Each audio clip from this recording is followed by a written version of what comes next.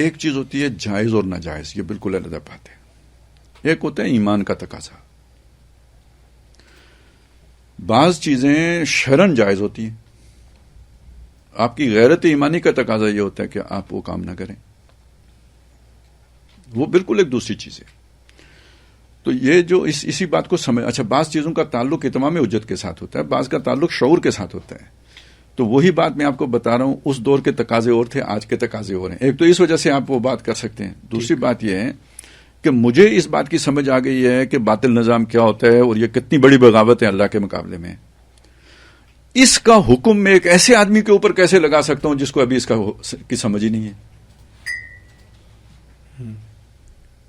اللہ کے ہاں محاسبہ جو ہے اس کے شعور کے مطابق بھی تو ہونا ہے نا۔ تو یہ ایک اتمام حجت کا بھی معاملہ ہے۔ تو یہ جتنے بھی ہمارے، یہی تو وہ فرق ہے جو لوگ ملوث نہیں رکھتے۔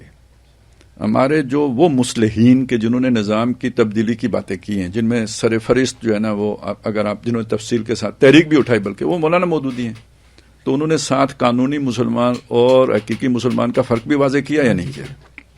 جی، اس کو لوگوں نے گول کر دیا۔ قانونی مسلمان بھی مسلمان ہے، اس کے وہ سارے قانونی حقوق انٹیکٹ ہیں جو کسی حقیقی مسلمان کے ہیں، وہ کافر نہیں ہے۔ تو جنہیں اس بات کی سمجھ نہیں آئی، انہوں نے قانونی مسلمان کو کافر بنا دیا۔ جب اسے کافر بنا دیا تو جو جتنا یہ پورا نظام کو تو مودودی صاحب بھی طاغوتی کہتے ہیں، لیکن ساتھ اس چیز کو جوڑ کے دیکھیں گے تو ایک آدمی کو سمجھ نہیں ہے، وہ اس کو سرو کر رہا ہے تو اسے چھوڑ دے رہے ہیں۔ یہ وہی مودودی صاحب تھے نا جنہوں نے انگریز کی ملازمت کو حرام قرار دیا تھا، تو یہ پاکستان میں زندہ رہے نا، تو کیوں نہیں حرام قرار دیا؟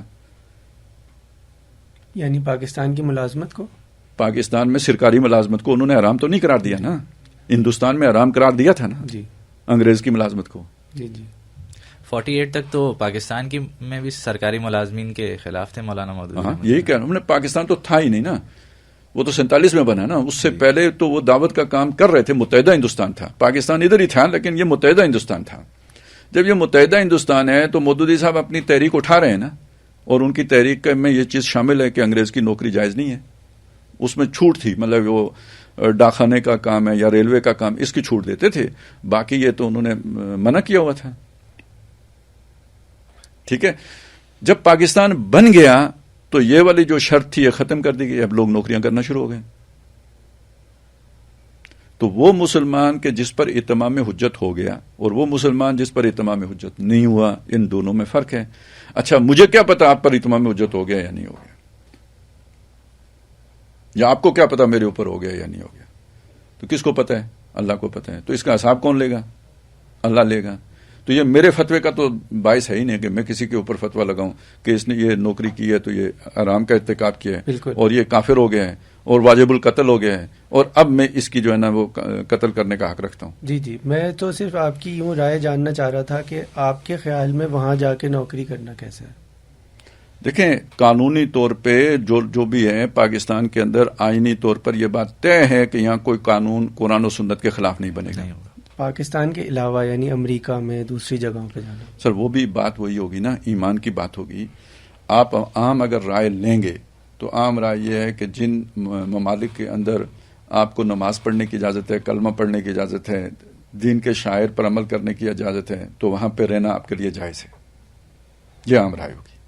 جب آپ کو یہ فکر سمجھ میں آ جائے گا کہ بھئی کفر کی حکومت، جبکہ آپ کو ایک اسلامی حکومت میسر ہو جہاں پر آپ کو کوئی تکلیف نہیں ہے، آپ صرف اپنی زندگی کو بہتر کرنے کے لیے اس اسلامی جگہ کو چھوڑ کے یا مسلمانوں کی جگہ کو، فرینڈلی ایک ماحول کو چھوڑ کے آپ بالکل ایک کافرانہ ماحول میں جا رہے ہیں، تو یہ آپ کے لیے حکمت عملی کے اعتبار سے غلط ہے، آپ کے ایمان کے لیے غلط ہے، آپ کی اولاد کے لیے غلط ہے۔